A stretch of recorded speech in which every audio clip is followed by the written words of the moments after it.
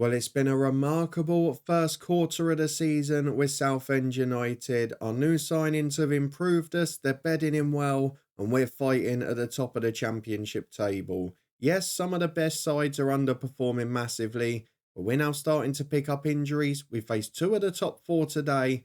We've also been dropping a few points recently. This is where we're really going to find out how much of a contender we are.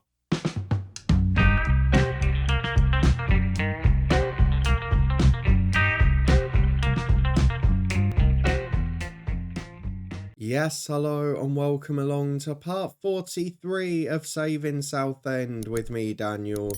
We are back today for two top of the table clashes as we currently hold top spot on goal difference. We face the side who are level with us, Hull City, second in this episode after we face fourth place Crystal Palace away from home. This is going to be a real test for the squad as we've now picked up a couple of injuries and a suspension in the last 2 weeks. We're just starting to have a few difficult moments, and over the next few weeks I would assume we will gather how much of a contender we're going to be. Of course, it was at this stage last season we went on a long winless run. I don't expect that with the squad we've got, but I do think that top six competition is going to be there. So if you're looking forward to seeing if we keep it up, as you can see, yet again, some of the big boys, the two that have beaten us, Fulham and West Ham, struggling in the bottom half, then please do put a thumbs up on the video. I say struggling, they're 8 points behind us. This is a tight Championship table. Let's go and have a look at what's been going on since you were with me, because it has been a busy spell of fixtures with 5 games off camera. And we are unbeaten in them, but as you can see, we have dropped a few points and our goal threat has dwindled slightly. In the first month, we were scoring goals galore. Of course, that stopped against West Ham in the last episode. And after a quick bounce back against Borough, we've had 3 games where we've not scored more than 1. Yes, the QPR result looks phenomenal, but it was 0-0 after 80 minutes. So we've not really had a consistent threat and we've not really had comfortable games, which has definitely been the biggest change from the opening weeks. So since you were last with me, we won 2-0 at Borough. Really good performance in this one. The only one where we were able to score early and be aggressive. Dan's and one of the best goals you'll ever see from Goodrum put us 2 up in 15 minutes. We were able to just rotate for the final 15.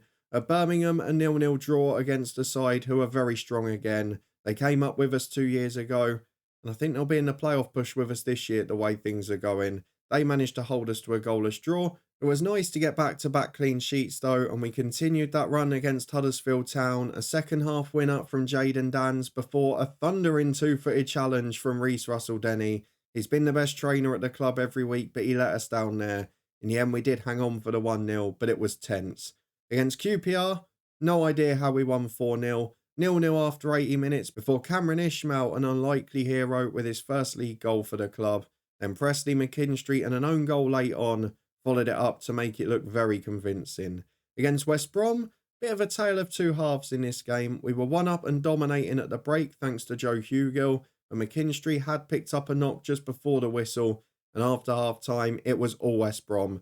They made it 1-1, and then after that, people like Daniel Rose and, as you can see, Harrison Parker had to be at their best. They both made a number of crucial interventions, and that's the only reason the unbeaten run continued. So while we haven't been probably even as good as we were in the West Ham game, we've definitely had opportunities. We've definitely stayed competitive.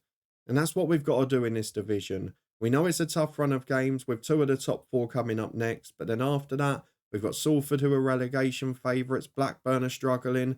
I know Sunderland are better and Watford too. But you look at December, it's a tasty month. Derby in the bottom half, Rotherham relegation zone, Blackpool bottom, Swansea mid-table, Bristol City up in third with us, but then Rotherham again and Birmingham, who at home we would expect to get a result against. So a very, on paper, promising finish to the year if we can get through this episode well today. But how are we going to get on? This one against Palace is at the end of a 3-game week, and as you saw against West Brom, we did fade late on. Add to that a couple of injuries, it could get tricky. But the dynamics are good. Elkenbag at once out, but I've tried to keep going with my adjustments to the player statuses and how much of a squad role they're going to play, and I'm hoping that will work on his front. The social groups are the really impressive bits here because even the new signings now are integrating. Solly March, of course, we're working to get in there, but some of those new boys have integrated quickly. And I guess it's a positive with Craven, McKinstry, Russell-Denny, all having been here before. doesn't make it as hard to do. But the fact that Santos and Anselm and the likes have just gone straight in, it's fabulous stuff for us. Let's go and get through to the fixtures though. The first of two big games today is tight at the top, and Crystal Palace are one of those sides trying to close us down.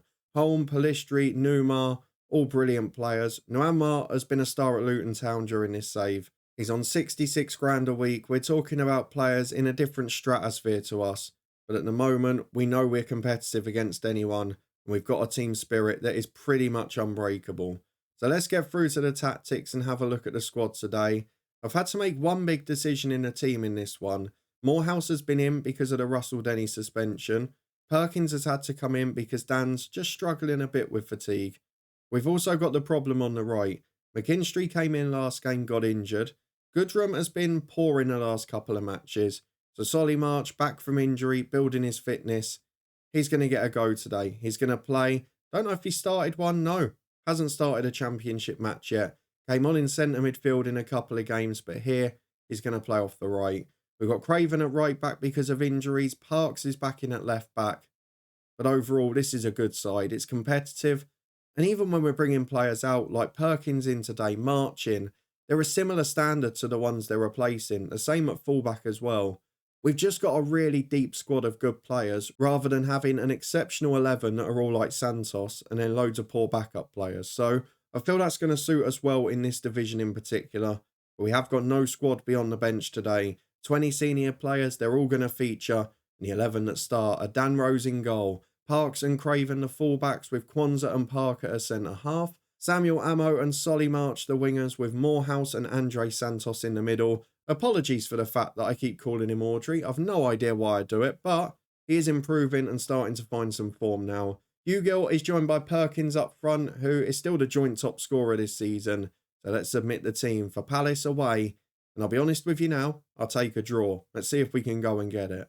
Well, the benefit for Crystal Palace is that they can make 6 changes and still be fairly strong. They've dropped out the likes of Daka, Ben Johnson, Diego Carlos, Junior Firpo, Jefferson Lerma. Like ridiculous players at this level. And the ones they've brought in are pretty good as well. So let's ask the lads to prove a point. The only benefit we've got this season is we're constantly front-footed. We're always pushing. We're always aggressive. And while we have faded physically at times in games this year, we've always given a scare on the attack in front. Even against West Ham in that last episode, late on, we were pushing for goals still. And in the first half of this one, it's been a quiet one. And again, there's not been many shots, but you've seen it in a lot of our games. We saw it when we were going through the schedule. We do produce late goals despite being fatigued. Hopefully the bench will play their part today as we encourage the lads with half an hour gone. It's been a quiet game, but at the end of a 3-game week, I'd take a 0-0. It would be a lovely result. For all of my talk about the attacking intent this year, the creativity we've added, we've been so good defensively in the last month or so. And that West Ham game aside, we have been dominant in most games. So let's get into the second half. The lad's still motivated and this brilliant Palace team is struggling to break us down.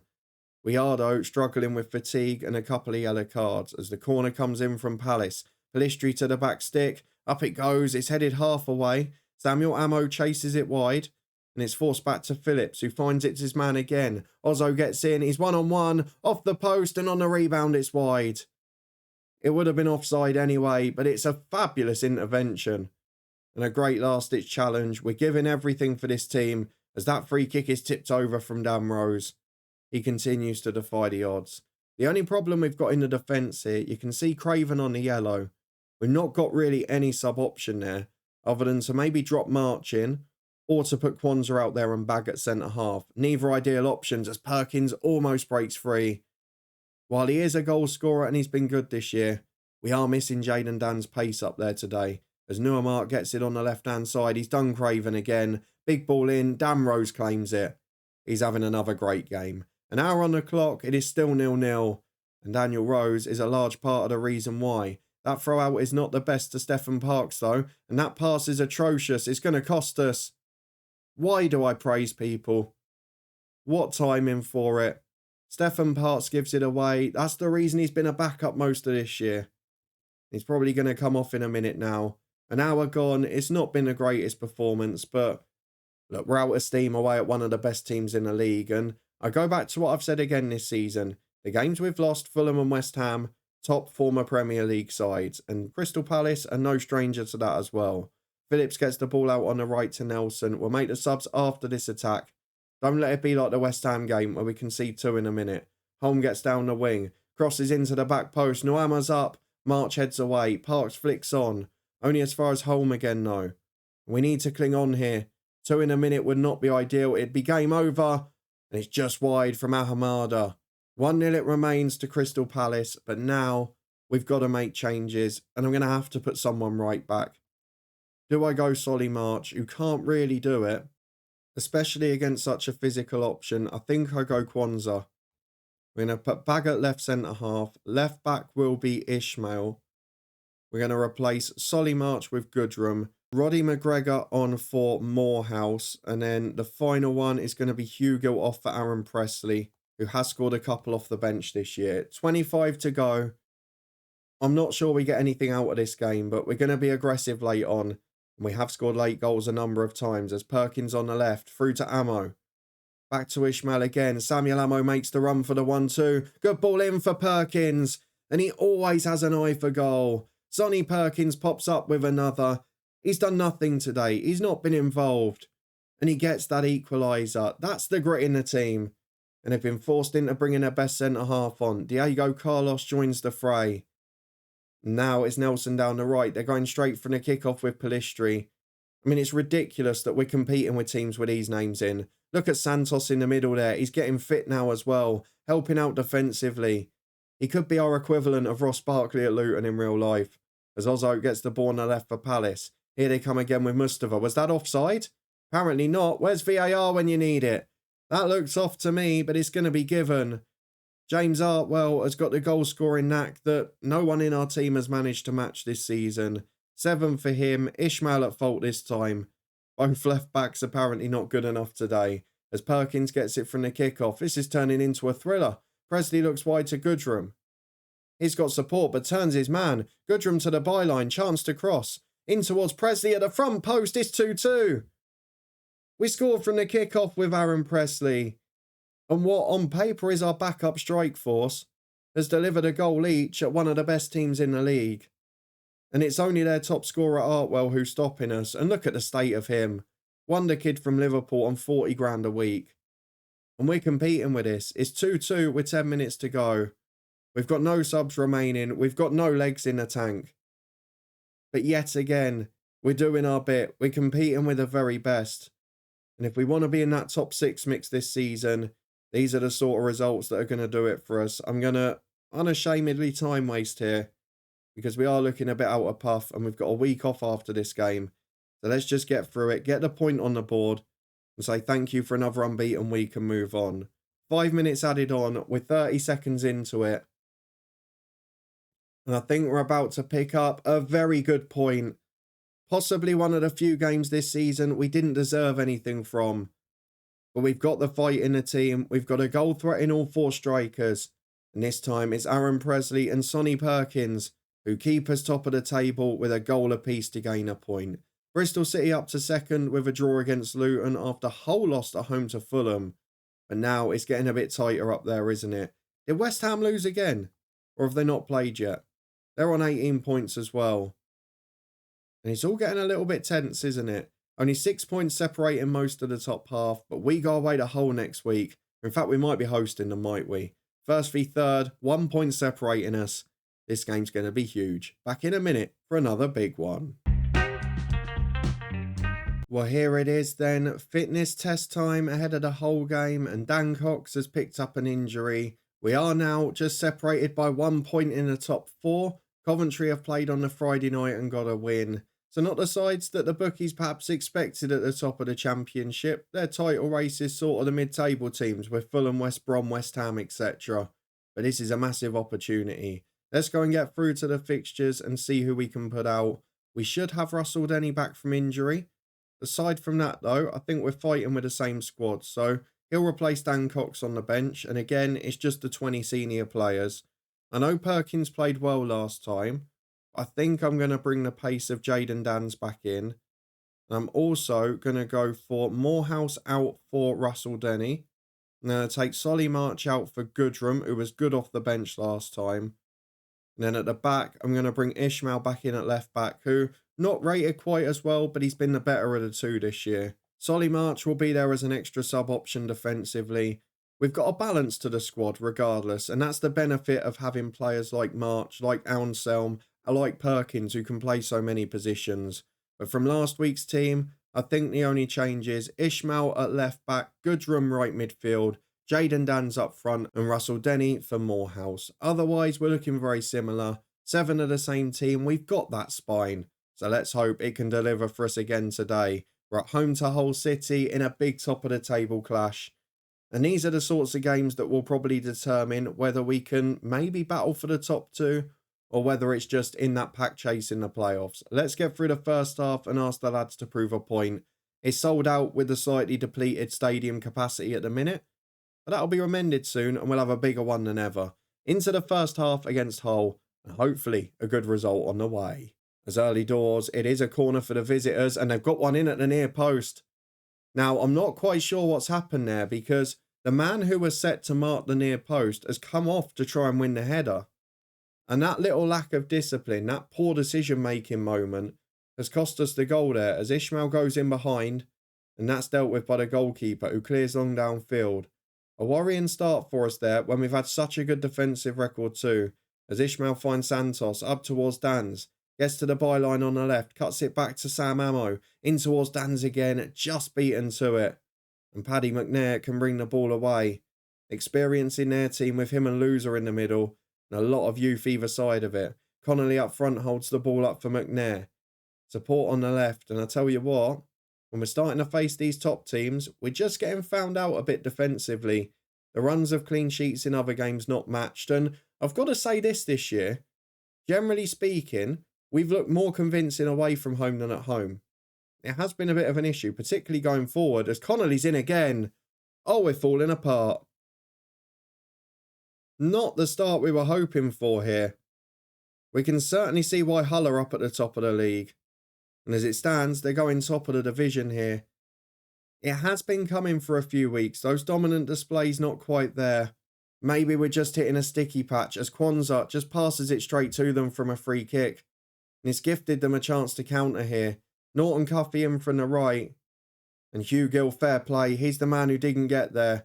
He's worked all the way back to win it. Goodrum finds him again to Jaden Dans. Up to Sam Ammo. He's got an overlap on the left from Ishmael. Ammo goes again. 4 in the middle. Look how many we've got forward. We've got a game on our hands here, people. Jaden Dans back in is the man to score from a couple of yards. And this is a proper football match. 3 shots on target, 3 goals. Unfortunately, though, only one of them for us. Hull City lead 2-1. With half an hour gone, we're on the ball again. I'm wondering where our threat is as Dans gets on the Ishmael ball down the channel. Across the box to Hugo. Well, that's a penalty. It's got to be. And it's given. Well then. This is an opportunity. Who's on it? I can't remember who the penalty taker is. Oh, it's Andre Santos. He's the best at the club. And he's put it in the bottom corner. His first goal for Southend United. And it's a huge penalty to put us back on terms. Another added bonus to signing that guy. He's cool and collected from the spot. He is an experienced penalty taker. And it's 2-2. And despite not having more of the shots, we've got the better expected goals. We've come back from 2 down again. And I tell you what, we might have lost our defensive way in the last few weeks, but we have not lost our fighting spirit. As Ishmael gets down the left again, forced back to Santos. Will his confidence build from that goal? Finds Parker at centre-half and now Kwanzaa. We're starting to control the game as Hugo goes wide to Craven. Kwanzaa's inside again. Would be a great time to take the lead. We can go 2 down in 10 minutes and still going ahead. That would be miraculous. Ishmael's coming forward, trying to do just that. A good ball from Dans, but Norton Cuffy defends well. The goalkeeper has got time on the ball here. Will he look for the pass out or go long? It's the long ball. Up towards Craven, who wins his header for Goodrum. Good football from Southend. We've got the pressure on now. Options inside if he can find them. Goes alone down the line. It's a good cross in. Jaden Dans is up and it's just over the bar. Good football from Southend. We're on the front foot. But at half time, it's going to be 2-2. And after 10 minutes, we'd have been absolutely thrilled with that. Let's keep working hard. We've got all the boys on side with us at the minute.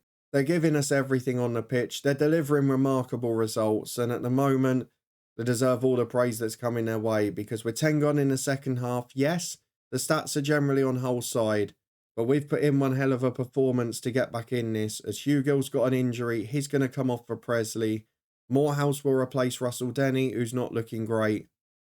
And Goodrum will come off for Solly March here, just to put a bit of experience on the pitch. 3 subs made, 2-2 at the moment. From the start of the game, we'll take this, but we've got a set piece with Solly March. Parker's up, it's off the line, and again on the rebound. That's the delivery and the quality that March gives us. How have we not scored there? 15 minutes to go, it's 2-2, and it's a whole corner. I'm not making a change just yet. In at the front post, Presley up. Greaves back to Connolly, oh, not again. They've done us from a set piece twice in this game. And we are just starting to switch off defensively. Kwanzaa not having a good one. Parks will come on left wing back. And then also, what else do we do? I might chuck Anselm on for ammo. He's not had a great game. But equally, do I just put a centre half on? I'll tell you what I'm going to do, and it's a bold move. I'm going to put Perkins on for Jaden Dans. The top scorer, or joint top, is sitting on the bench. He popped up with a crucial goal in the last game. Let's see if he can find us an equaliser here. We'll encourage these lads. Wrong button pressed. We'll try and get them on the front foot for the final 10. Our expected goals is doubled out of Hull. But you can't defend set pieces the way we have today and expect a result. Ultimately, if we can nick a draw here, it would be 2 unbeaten against 2 of the top sides. We nicked the point against Palace. Can we find a way here? And we're going to go positive after this highlight just for stoppage time. There's nothing to lose then, is there? As Timon into lose up, we're pressing high. Morehouse has nicked it. This is the chance. Jack Morehouse, wide to Sam Ammo. Taking on the fullback, gets to the byline. Ball into Presley, off the post. Oh, so close. How much more can we do in this game? Santos in again, March is up. Can't win the header. He just can't quite get there. And we're 90 gone. How on earth are we 3-2 down? Craven with a throw on the right to Morehouse again. Can he find the cross? He does. Who's in there? Just the goalkeeper, commanding his area brilliantly. I'm not quite sure about that match momentum because we've just hit the post. I think that would count for something. As Santos looks to unleash another attack. Finds Sam Ammo. Oh, that's dirty. That is so cynical. It's unbelievable. And at least we've got Hull desperate. The expected goals are 1 higher for us, but at the moment, it's a day of frustration. We're definitely a better side away from home this season, but it is only 1 point out of 6 despite our best efforts. But we're still second in the league. We're averaging just under 2 points a game. And while the championship table is tighter than I can remember in recent seasons in FM, it's definitely one hell of an effort. 6-game unbeaten run goes, but we've shown enough in those games to give me confidence again. And when we're not playing those top sides in the league, crucially, we're remaining incredibly consistent. As you saw on the opening day against Ipswich, and as we've showed again, fighting back in both of those. As we mentioned at the start of the episode, we have now got what is a friendlier run of fixtures on paper. I'm not sure whereabouts in here we come back. Probably depends on where the FA Cup gets scheduled and what game we've got. But otherwise, Bristol City are the only ones up there at the minute. Swansea, Rotherham either side aren't doing great, but that's the only game I can see that's going to be really decisive. I'm hoping we can get on a good run because we've got a lot of winnable fixtures. If you did enjoy this one though, 2 belting games against teams at the top. I think it's fair to say we're competitive against anyone now. And please do put a thumbs up on it. Let me know where you think we're going to finish this season because of course in the last couple of episodes we have had trickier games on camera, but I want to show you those ones. I don't want to show you me beating bottom half teams 2, 3, 4-0 or 1-0 as it was with Huddersfield. I want to show you those real battles against the other sides at the top, the other sides with momentum and quality. And based on what you've seen in these games, we're ultra competitive.